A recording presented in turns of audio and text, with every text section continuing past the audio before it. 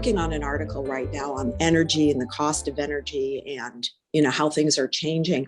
I'm wondering how you see right now the higher cost of energy relating to Bitcoin, because it is an energy standard, in fact. And I think that's what makes it interesting and durable as well. And there are people who think now that because of climate change activism and so forth, that we're going to be leaving a petroleum standard and, the world's going to change and become completely electrified. How do you think these changes in the energy world relate to Bitcoin and cryptocurrencies in general, or is there no connection whatsoever? First of all, so we've done a whole bunch of episodes in this podcast on energy, and there's a huge chapter. There's two chapters on this question in the Fiat Standard, my forthcoming book.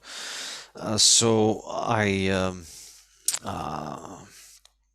get into it in depth. Obviously, I'm not going to be able to recapitulate the whole thing but I'll just try and go with a few main ideas. First of all, when we say that the world's moving away from fossil fuels to be electrified, I think this is just this makes no sense. The majority of electricity in the world is produced from fossil fuels. Electricity is produced from fossil fuels, and the idea that we can have electricity without fossil fuels is I agree with you. Yeah, it's ridiculous. We can't have electricity. We can't have grids built on wind and solar. This is just ridiculous. This is insane. It's you trying to build a modern industrial society based on pre-modern, pre-industrial energy sources. So wind and solar are intermittent. They are not there 24/7, and they cannot meet our demand. They can't be scaled up and down like natural gas and oil and coal can. So you put more coal into the coal plant and it makes more energy. So you know when to make more energy and you can dial it up and down. But you can't control the wind and you can't control the sun. And the sun is out roughly half the year, more than half the year, because there's clouds and dust that stop solar panels from working.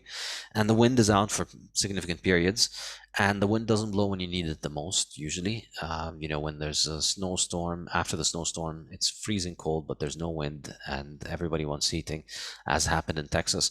So there's the idea that we can build grids based on intermittent energy sources is just I call fiat thermodynamics in the Fiat Standard. It's just this idea of it's like the child who wants to go to Disneyland but doesn't want to get into the car that wants to take them to Disneyland.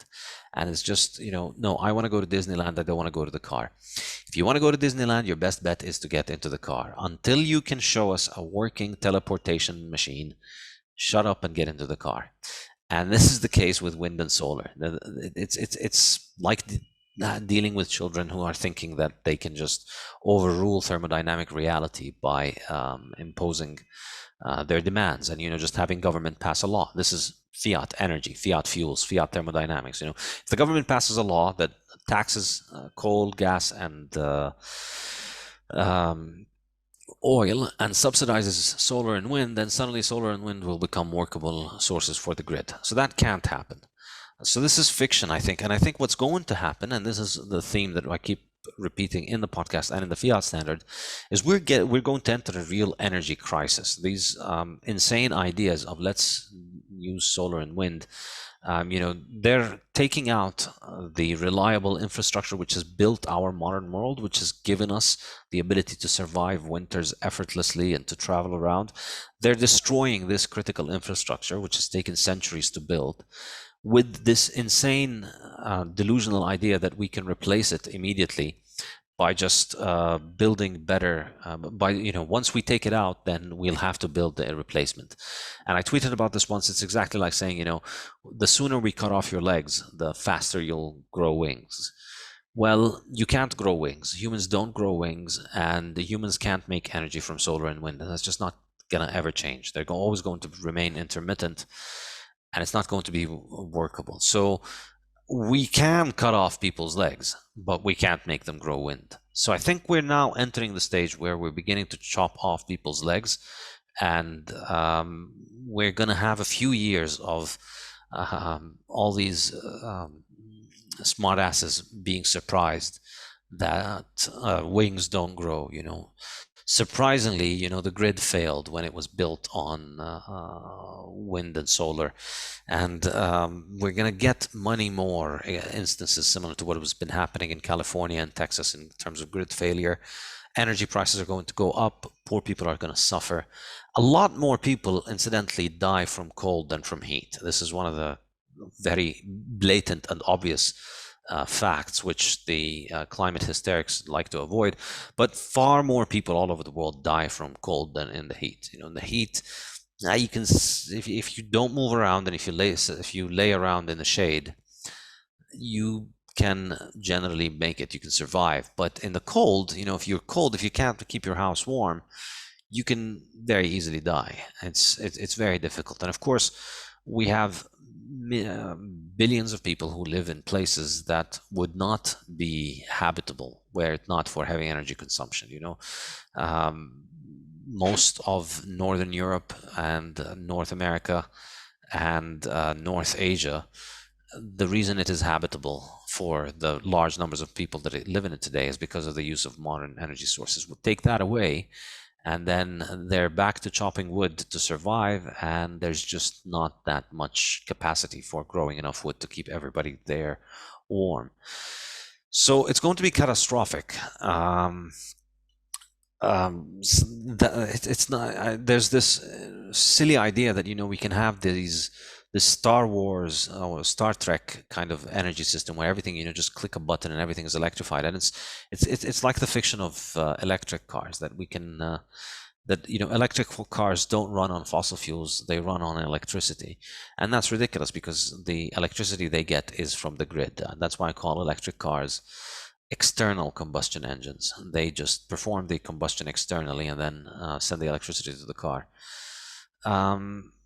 Now, so there's not going to be a transformation in the energy sector. If there is going to be a transformation, what would have happened in the last 50 years if the world wasn't insanely going down the path of trying to get rid of our most reliable technologies, which is hydrocarbon, what should have happened, the kind of energy transformation that should have happened, is a move away from the use of oil and coal for energy generation, for electricity, toward the use of gas and nuclear. This is the energy transition that the world would have needed, but this is being forestalled by the insane and really downright criminal and genocidal, honestly, and this is the topic of discussion of the last week, really truly genocidal move toward pushing these unreliable, highly expensive resources on the world. If the world wasn't wasting so much resources on wind and solar and all these other feel-good nonsense technologies, we'd have a lot more nuclear, a lot more gas, and that would be good. But if we keep moving away from that, we're just going to end up with a lot more devastation and poverty. So now, how it affects Bitcoin? The short answer is that it doesn't, because Bitcoin is, and again, this is discussed in depth in the Bitcoin standard, in the Fiat Standard. Bitcoin survives almost entirely on cheap electricity. It's not possible for anybody to mine Bitcoin at high electricity prices profitably. So if you're basically, nobody is mining Bitcoin on the regular grid prices that we see in most of the world. In most of the world, the grid prices are much higher than what is profitable on Bitcoin. And the reason for that is that Bitcoin is, Bitcoin has the difficulty adjustment, which is constantly bringing down the price of electricity. Constantly bringing down the electricity that is profitable. People who are able to mine Bitcoin at low prices can stay on the network profitably. But then if, let's say, you're mining at a price of 10 cents and you're making a profit, well, it's very easy for a lot of people to get electricity at 10 cents. And then that increases the difficulty of mining because of the difficulty adjustment. So mining becomes less profitable for everybody. And because there's a lot of people on 10 cents, eventually those people get kicked off the network. So in general, from what I've seen, talking to people in the Bitcoin mining industry, it seems to me that 5 cents per kilowatt hour, 6 cents per kilowatt hour is the price that you need if you want to mine profitably, reliably, and if you want to mine at scale. That's the thing. Like if you're going to if you're going to invest in serious magnitude of money into mining, it's going to be in the 5-6 cent per kilowatt hour range. Now, the average grid price of electricity is about 14 cents per kilowatt hour around the world. So all of this destruction of the grid is going to make electricity much more expensive on the grid, but it's not going to really affect Bitcoin mining, because Bitcoin mining is going to continue to be done on sources of energy that are stranded away from grids. Basically, Bitcoin mining eats all the electricity that is not easy to connect to the grid, because all the electricity that can be connected to grids, I mean, not all. So, there are places that are, let's say there's a big giant hydroelectric plant or a big giant nuclear plant, and it's not easy to take its output and sell it elsewhere. In these places, you'll get very cheap electricity. You could mine Bitcoin there, but that's generally not the case with hydrocarbon, because there's a continuous running cost to hydrocarbon plants. So we're going to continue to see mining Bitcoin being done on isolated and stranded energy sources. And this is basically beyond the reach of the barbarians and the primitives who want to take us back to the pre-industrial age. So methane flaring and abandoned oil fields, abandoned gas fields, all of these things, you can mine them quite effectively, because these places are stranded, and all you need is just take a bunch of Bitcoin miners there and then connect them to the internet. So and then the good news is, while the insane cult of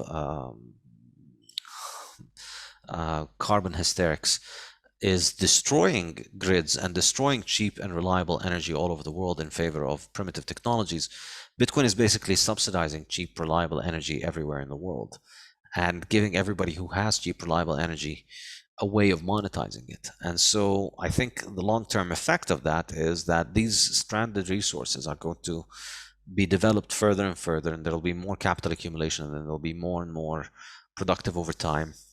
And then that's basically capital accumulation, whenever it happens, leads to improvement in productivity. And so more capital being invested in mining and producing cheap electricity is going to lead to more and more production of cheap electricity. And the kind of poetic justice of it is that Bitcoin is demonetizing government money and taking away seigniorage from governments, and is directing that seigniorage toward